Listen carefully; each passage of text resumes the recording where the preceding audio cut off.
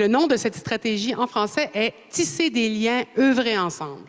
CBC Radio-Canada se dote d'une stratégie nationale autochtone 2024-2027. J'espère juste que, en fait, ça va faire une différence dans les communautés autochtones, qu'il va y avoir des meilleures relations. Sur les 49 objectifs que se fixe le diffuseur public, on peut notamment retenir que la société d'État souhaite accroître l'accès des autochtones à des postes de direction, intégrer davantage de fournisseurs issus des premiers peuples et renforcer les partenariats avec des organismes autochtones.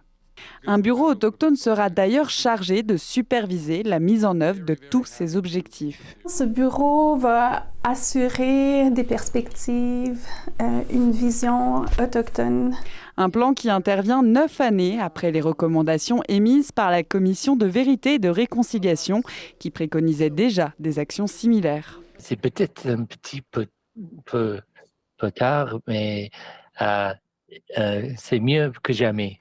Si beaucoup voient d'un bon œil cette nouvelle initiative, l'anthropologue winnipégois Robert Falcon-Ouellette rappelle le rôle important du diffuseur public dans la représentation des points de vue. Il faut aussi pour la population non autochtone, c'est important pour eux autres de comprendre que c'est pas toujours pareil.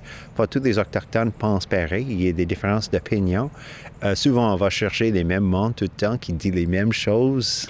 La société souhaite avec cette stratégie tracer la nouvelle voie à suivre dans l'industrie médiatique. Je pense qu'il y a un consensus à l'effet que ça a beaucoup changé et que l'image et la représentation c'est beaucoup amélioré. Il a fallu 3 années et 21 séances de discussion partout au pays pour créer cette feuille de route dont les preuves restent à faire. Ici Anne-Louise Michel, Radio-Canada, Winnipeg.